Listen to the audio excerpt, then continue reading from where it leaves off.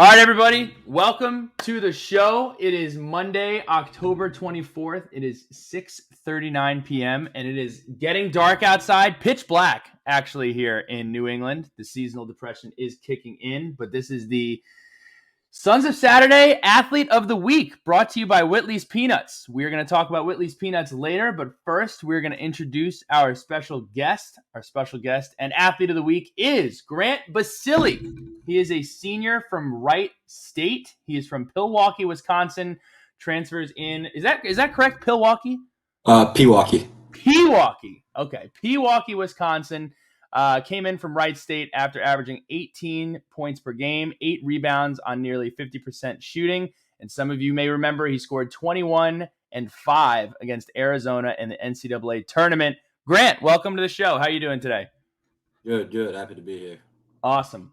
So first, talk to me a little bit about the transfer portal game. You have an awesome game in the NCAA tournament. You have a good season for Wright State. Not a lot of people know what the transfer portal world is like or what recruitment after signing originally with one school is like. So just tell us a little bit about that process and what eventually had you land in Blacksburg, Virginia. Yeah, so it's pretty crazy. The first time around recruiting, I didn't have a ton of schools. I found a great fit in Wright State, and I was really happy there. It was a great 4 years. But then when I decided to enter my name in the transfer portal, it was completely different. And there's just so many schools, and the people are just reaching out with whoever they have on their assistant. Just you enter the portal, they're just trying to field gauge interest. So you have to kind of sift through all that, who's actually interested, who's not. So I dealt with that a lot. KG reached out to me the first day I was in the portal, and I felt a connection there. And then the staff came out to see me, met with them a couple times. I felt really comfortable with them, and the rest is history. Is there something specific that, and we ask every athlete this, I know you kind of answered it, but if you go in a little more depth, is there something about Virginia Tech, the staff, the culture that really set them apart from some of the other schools? And what were some of the other schools that you were evaluating? Yeah, I think a big thing that set kind of Virginia Tech apart was I felt really comfortable with the coaching staff. I felt they were very honest and upfront throughout the entire process of kind of what they thought the roster would look like. I thought they were coming off a really good season, obviously, the end of the year, winning the ACC.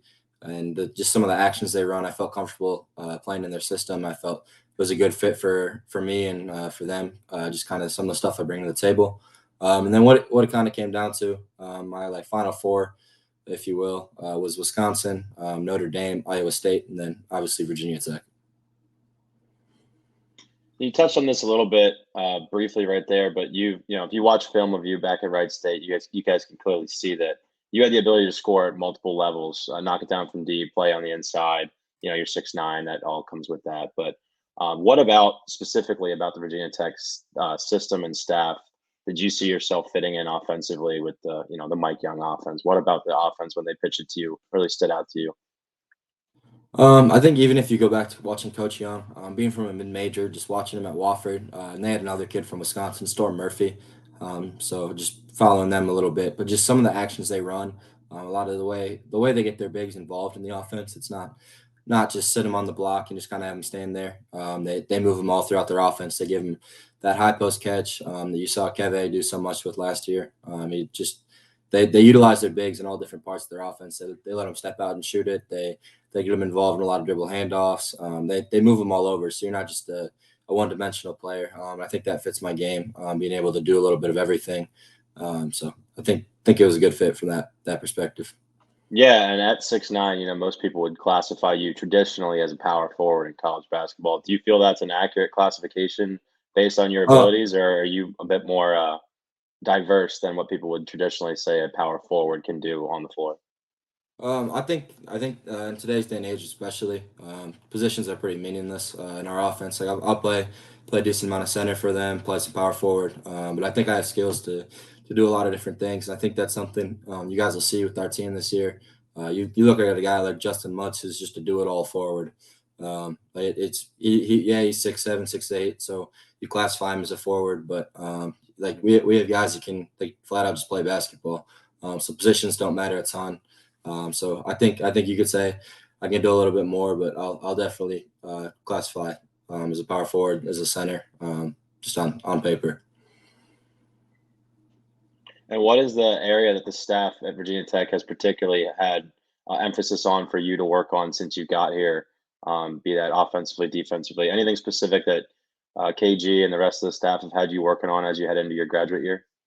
Yeah. So the big thing for me right now has been defensively getting some more perimeter, guarding some of these bigger, stronger, quicker athletes. It's been a adjustment just working through some of that, guarding some of these quicker guys. Been working on that, some footwork with that, and then offensively, just with a lot of the actions they have, we've been working on some footwork stuff too on the perimeter, just cleaning up, eliminating some false steps, stuff like that. So primarily in practice, I know we talked a little bit about positionless basketball. Is there somebody that you typically go against or that you work with primarily during practice? Me and Justin go against each other a lot during practice, just the way our roster is constructed. We have a lot of bigs on our roster. We have three true fives and Lynn, Melagel, and Patrick Wessler that they kind of bang with each other. And I'll go down there too if we ever play two at the same time. But just with the way our practice structure is kind of set up, I end up going against Justin when we kind of go two teams. What would you say is it about Justin that allows him to get the most out of his stature, or really has allowed him to be a household name in the ACC? You've gotten to practice against him. You work with him every day. You see what his habits are. You see what his tendencies are. What is it about him that makes him so productive? Yeah, he's a really hard worker. I think if you look at what he's been able to accomplish over his course of his career, where he started to where he is now, obviously that's a testament to him and how hard he works. But I think people don't realize how smart he is on the basketball court. Like he has all these degrees too. Like he was a scholar athlete for the ACC. Like that, there's a reason for that. He's a really smart basketball player as well. He sees the game, he sees the floor. I mean, he led them in assists last year with a lot of really good passers. He's very, very comfortable with the ball in his hands for his size, and he just makes winning plays. He affects the game in a positive way. It's been a lot of fun being able to play with him and practice against him every day. Yeah, it's probably really good for you as you adjust too, right? Going against a guy like Justin Mutz, who I personally think is an all ACC caliber defender, and I think we'll see that on the floor this year, even though he got snubbed last year, as I'm sure he'll tell everybody. What are you most excited about heading into the season with this group of guys? You touched on all the bigs at a high level right there, but we're all familiar with the Padulas, the Maddox, the Coutures, but this entire group is extremely skilled, and there's a lot of depth there across the board. So, what is the most exciting thing for you as you look at the roster heading into the season?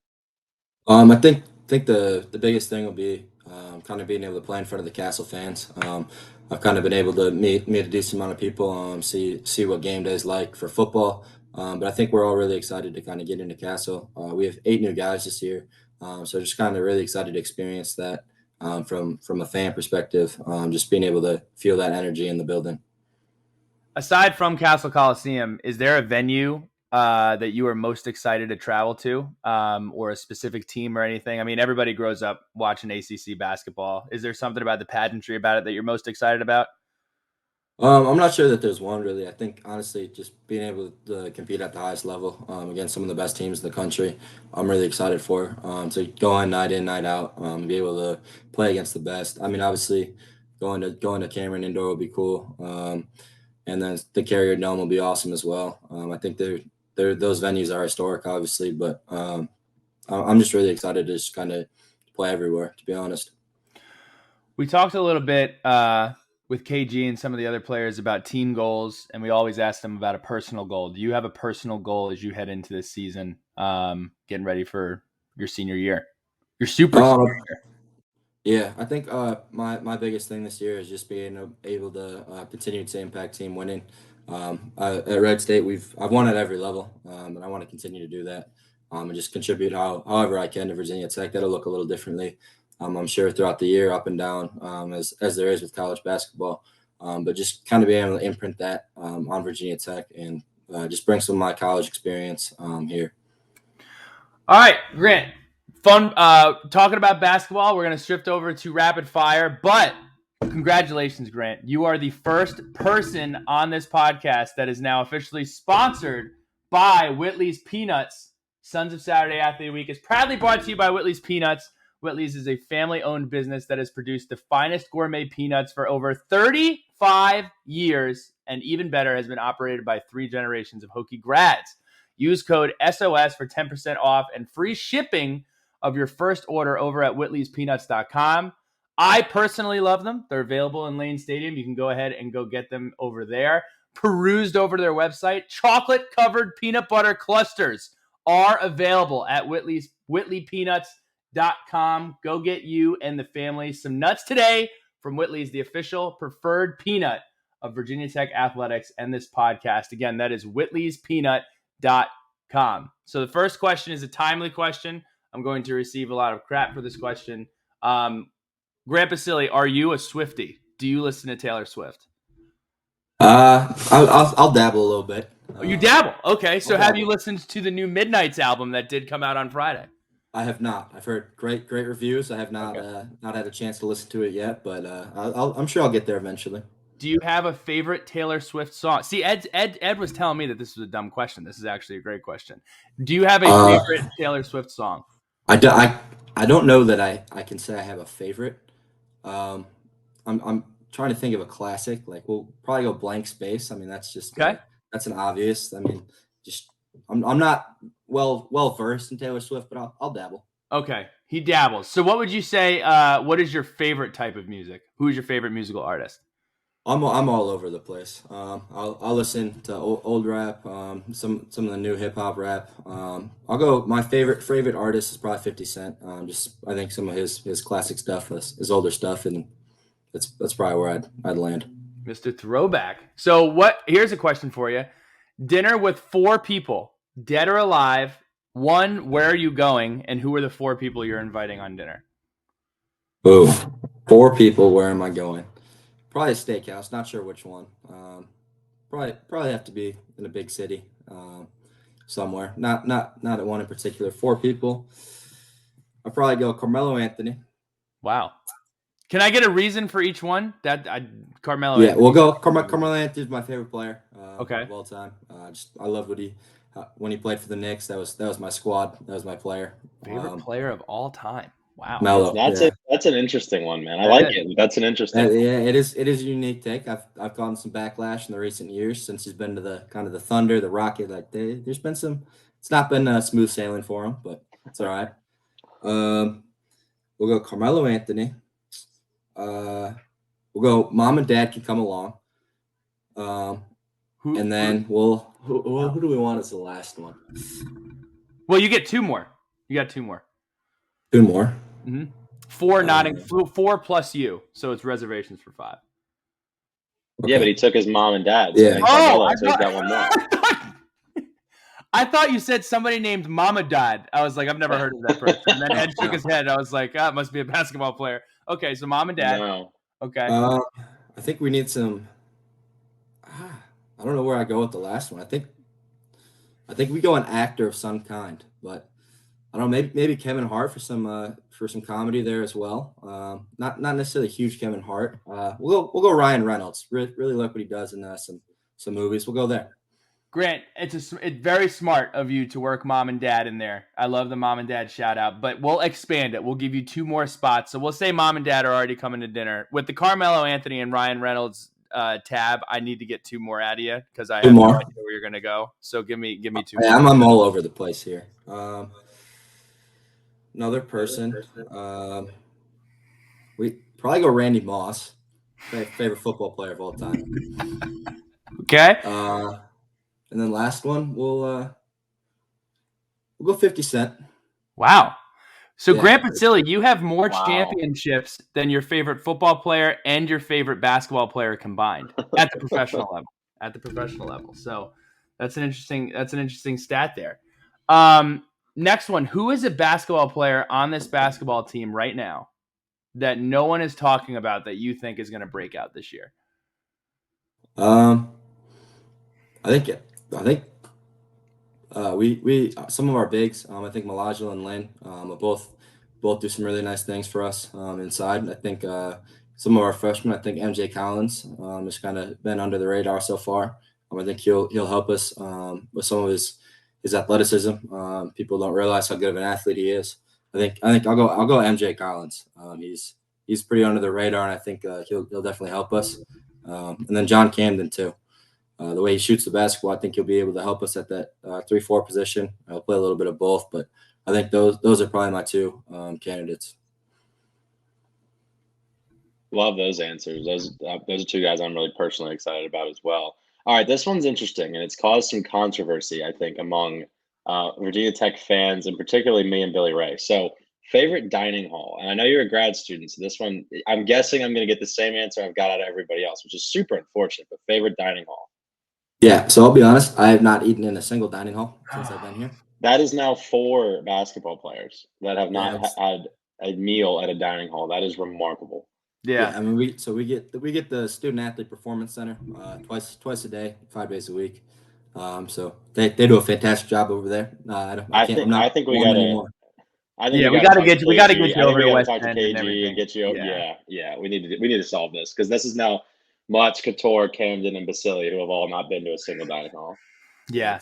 Well, is there somewhere? Let's shift the question. Is there somewhere on campus or somewhere in Blacksburg that stood out to you? Whether it's somewhere to go eat, somewhere to go hang out. What have you done since getting into the Blacksburg community?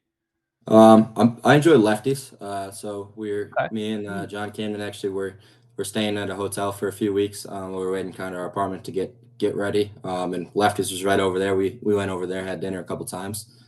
Good food over there. Okay. Gotcha. And now here's how we'll close it out. I mean, Wisconsin. I've driven past it on the way to Colorado. I know nothing about Wisconsin. First, can you tell me about Pewaukee? What do you do for fun? What are they known for? Give me the rundown of Pewaukee. Pewaukee. We got a lot of lakes in Wisconsin. I think that's a big thing in the summertime. It does get nice there. I know it sounds like it's always cold and rainy, and it is that a lot in the winter, but it does get nice. People are outside a lot. I'm not personally a hunter, but that's a big thing up in Wisconsin. And then I think our Wisconsin's probably claim to fame is obviously dairy, but along with that is cheese curds. I'm not sure if you guys have had those from anywhere They're in the fantastic. Midwest, but So good. They're elite up there. Mm-hmm.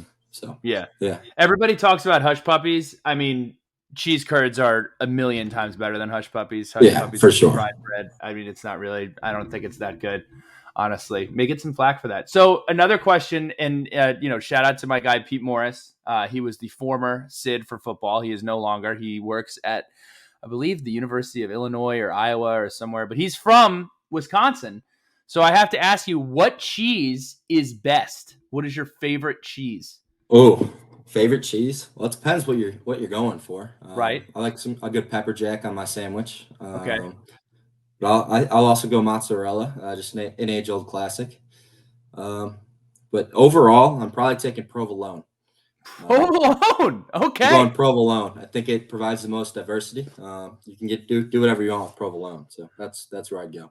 You asked the cheese question, and the Wisconsin boy sat right up in his chair. Oh, he was ready for that one. He was ready to roll. Are you thumbs up or thumbs down on blue cheese? I'm thumbs down. Thumbs down. Big down on blue cheese. Double thumbs down. So aside, this is a cheesy joke, but I'm gonna say it anyway because I typed it. Aside from a mansion out in Wisconsin, what is your what is like your dream vacation? What, like, if you could go anywhere in the world for a week, where would you like to go? I'm a beach guy, so I'd go somewhere out in the Caribbean for sure. Maybe like a Fiji or something like that. I'm not sure if Fiji's in the Caribbean, but similar vibe. I don't think it is. Yeah, it's probably not, but it's that nice blue water, something like that. So can I actually have a bonus one. So I get in an argument with my Midwest friends. Midwest friends don't really argue. They kind of just disagree and shake their head and like, oh, well, you think differently because they're so nice. But you said you're a beach guy, and I got to tell you, I hate it when people say I'm going to the beach and you know damn well they're going to the lake, which just happens to have sand. So I need to hear it from you. Are there beaches on lakes? Because I am so anti that.